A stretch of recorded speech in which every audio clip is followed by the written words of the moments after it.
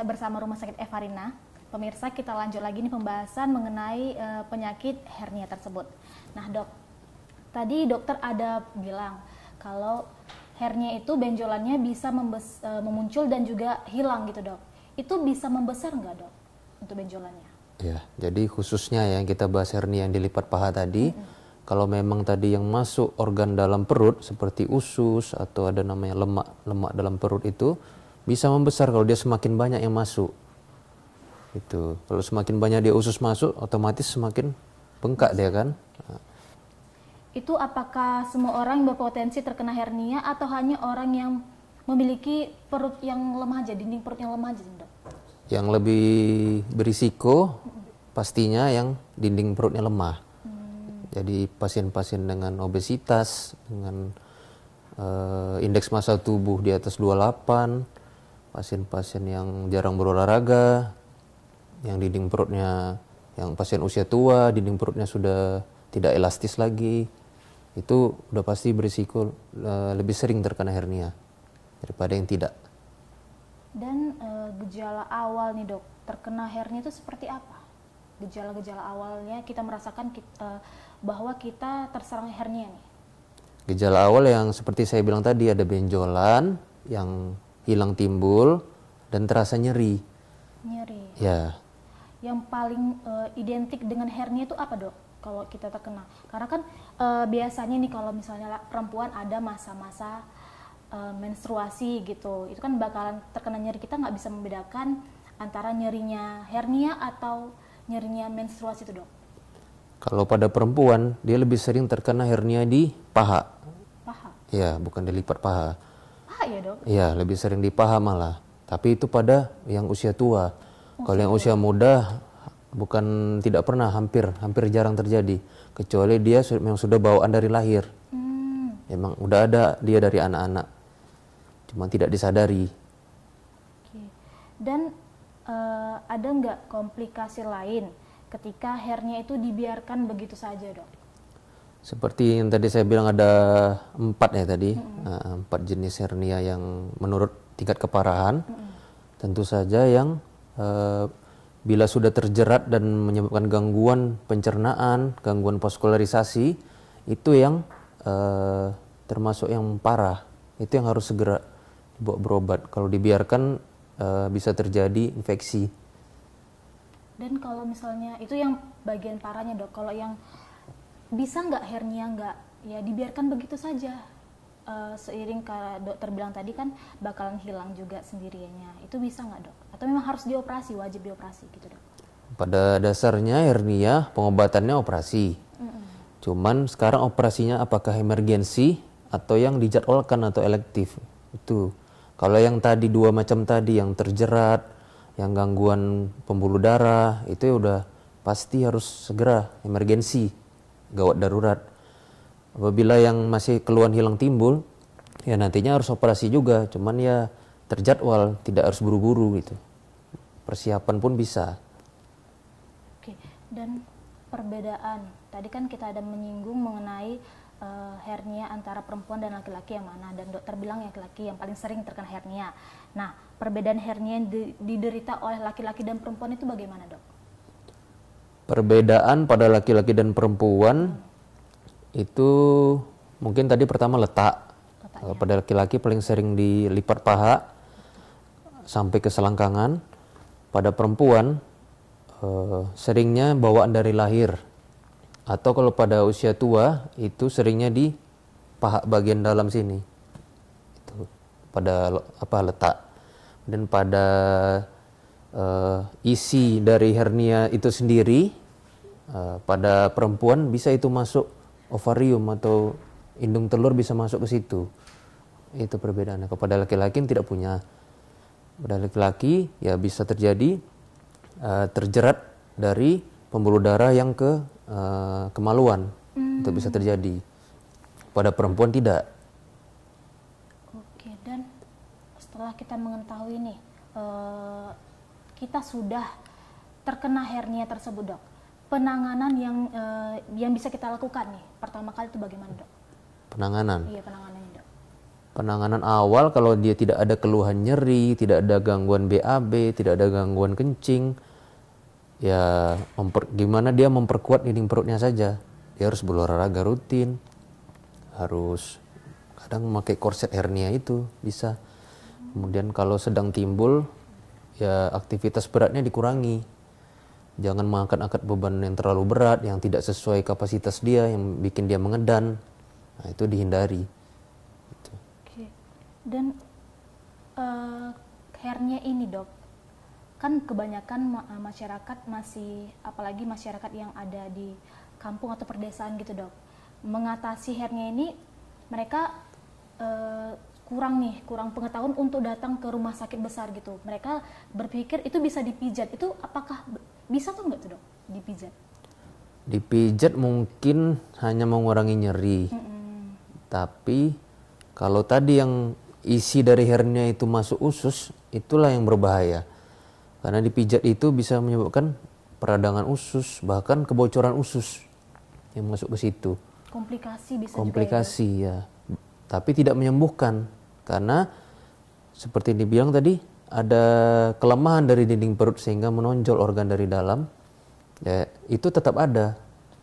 Memijat itu hanya mengurangi nyerinya saja, tapi bisa saja hernia itu akan menyebar nih ke usus kita dan mengakibatkan semakin berbahaya nih. Jadi pemirsa nggak bisa disarankan kan dok? Kalau nggak disarankan untuk melakukan pijat ketika kita terkena hernia ini pemirsa. Nah pemirsa, kita jeda iklan dulu dan kita akan membahas lebih dalam lagi mengenai penyakit hernia. Jadi jangan kemana-mana, tetap di Saya Bersama Rumah Sakit Evarina.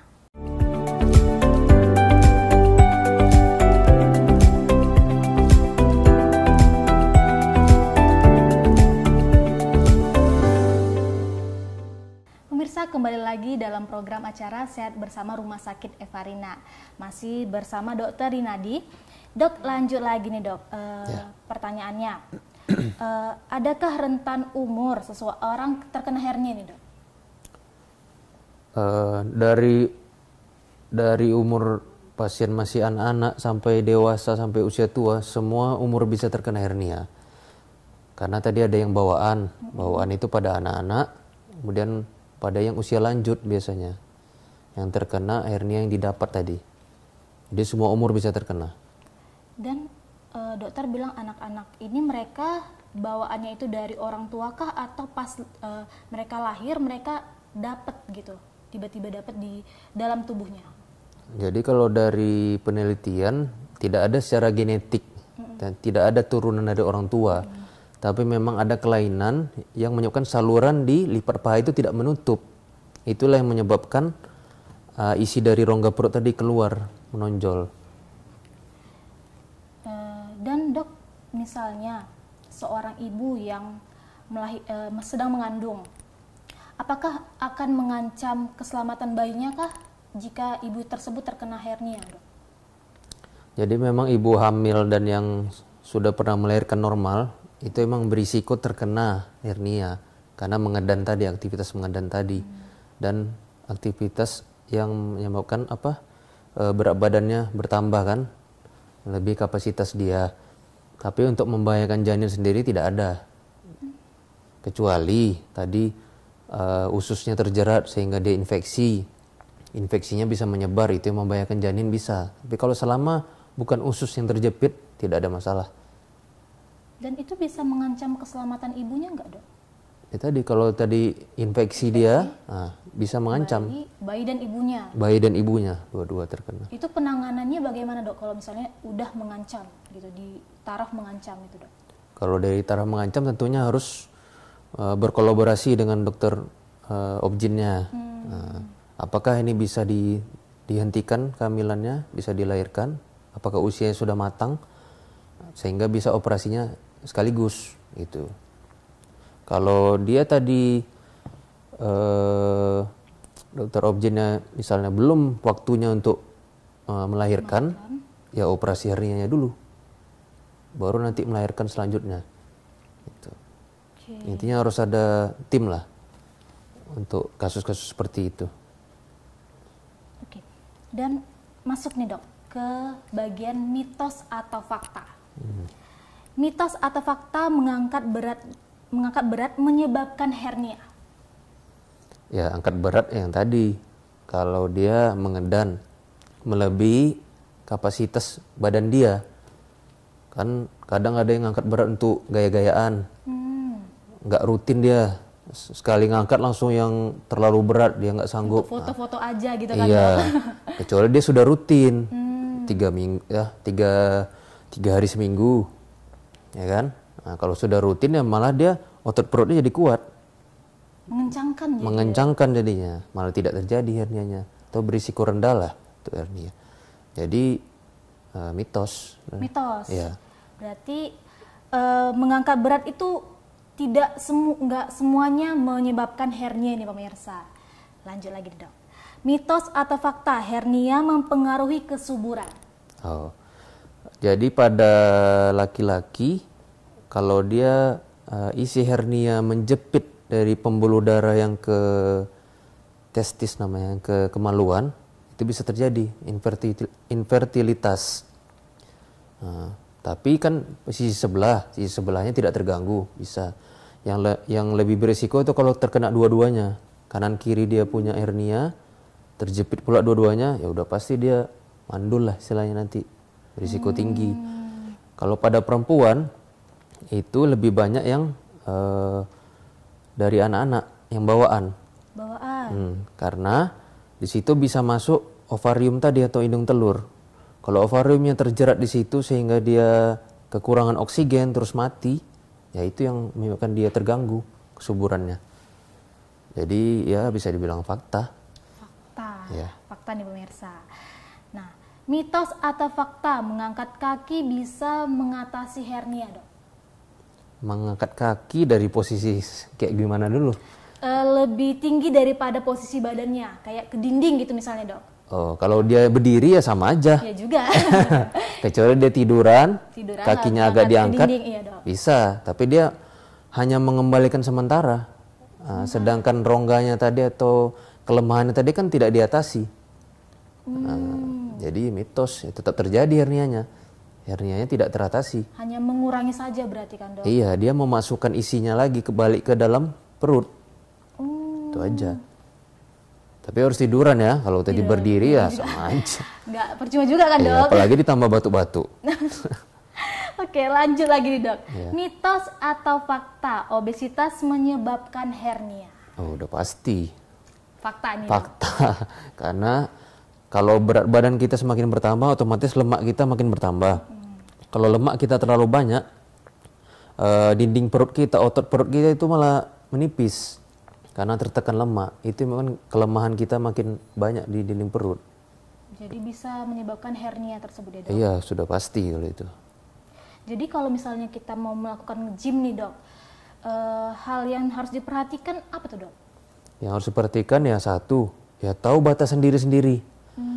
Misalnya dia nggak mampu ngangkat 100 kilo, jangan angkat 100 kilo. Pelan-pelan lah, 20 dulu, 30. Dan harus konsisten. Jangan tiba-tiba dia cuma bisa sekali 2 minggu atau sekali sebulan, terus ngangkatnya langsung yang berlebihan cuma untuk tadilah foto, Instastory. Bener dong, ya itu yang berisiko. Berisiko terkena hernia, apalagi makin mengancam diri ya mas. Iya. Dok. Iya. Oke, nah baik pemirsa, itulah bincang-bincang kita nih bersama Dr. Rinaldi mengenai penyakit hernia dan juga bagaimana penanganan dan apa itu sebenarnya hernia. Jadi pemirsa, kita itu harus bisa menjaga, jika kita terkena hernia, kita harus tahu untuk bagaimana mengatasi hernia tersebut dengan berolahraga secara rutin, kan dok? Iya, secara rutin, pastinya. Tapi dengan batasan diri juga, jangan terlalu dipaksa ketika kita tidak sanggup nih pemirsa. Baik dok, terima kasih banyak atas informasi menarik mengenai penyakit hernia dan cara penanganannya juga dok. Sama-sama. Nah pemirsa, dan kita juga akhiri nih bincang-bincang kita pada hari ini. Saksikan program acara Sehat Bersama Rumah Sakit Evarina tentunya hanya di Evarina TV. Saya Tersi Ginting, sampai jumpa.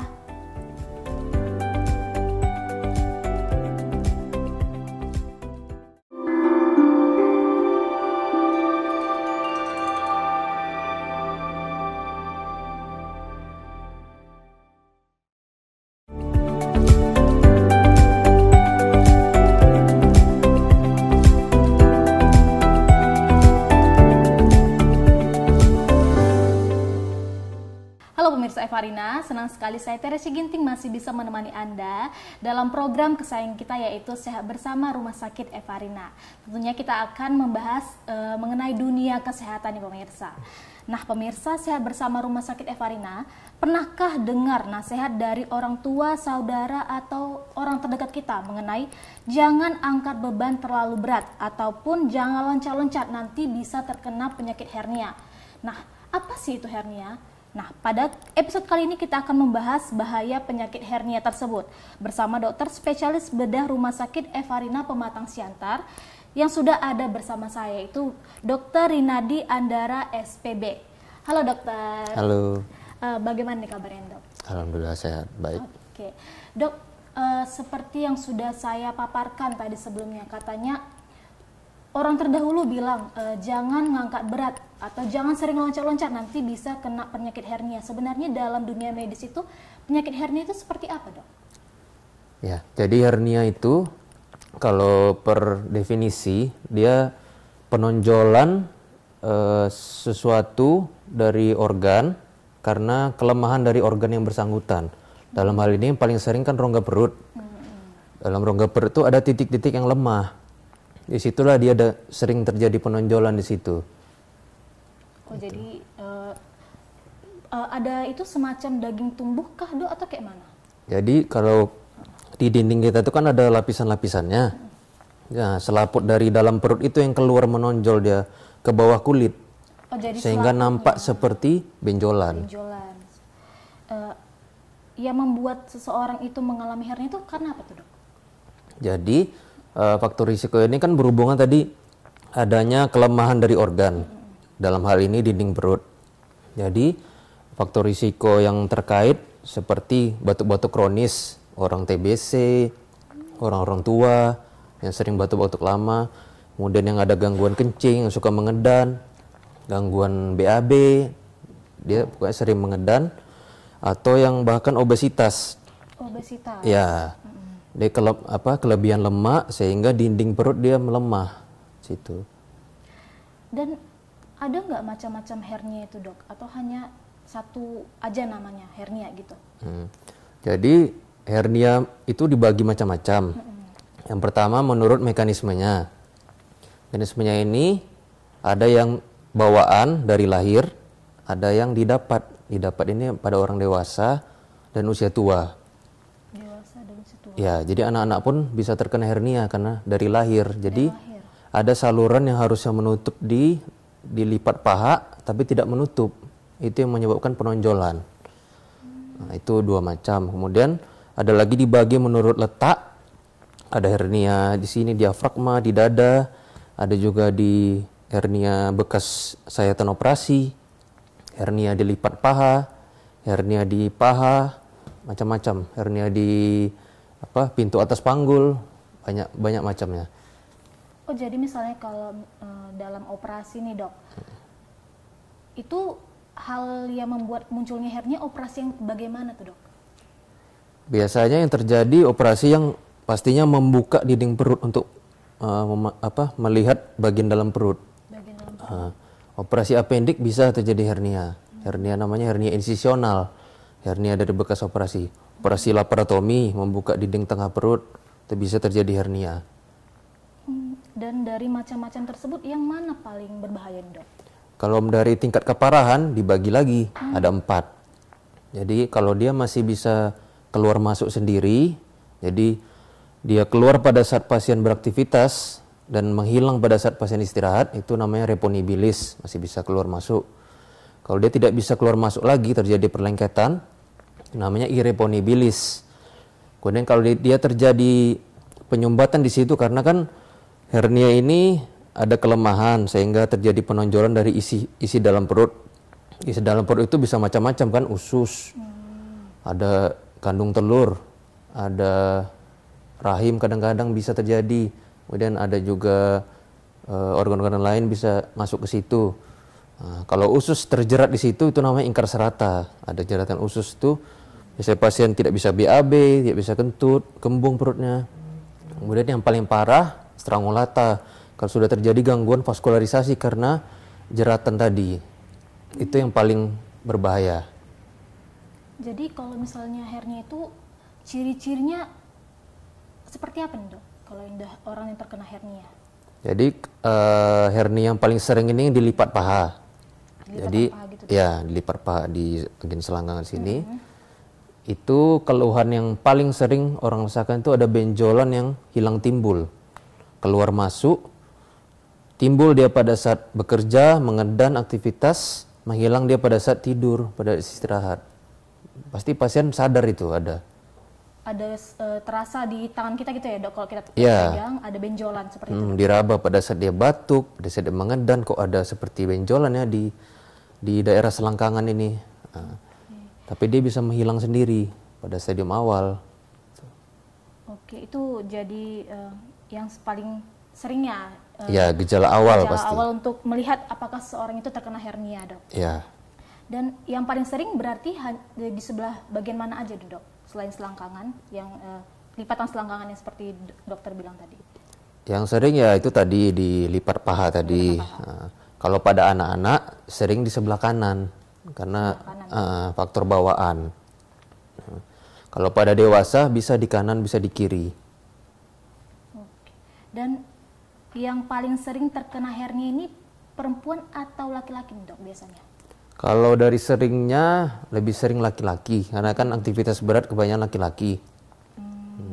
Kalau perempuan bisa terkena tapi lebih jarang. Dia. Jarang ya, dok. Karena dia saluran di lipat paha itu lebih pendek dia daripada perempuan. Oke dok, kita mau bertanya lagi nih mengenai awal terkena hernia. Tapi sebelum itu dok, kita jeda iklan dulu sebentar. Jadi pemirsa, kita jeda iklan dulu.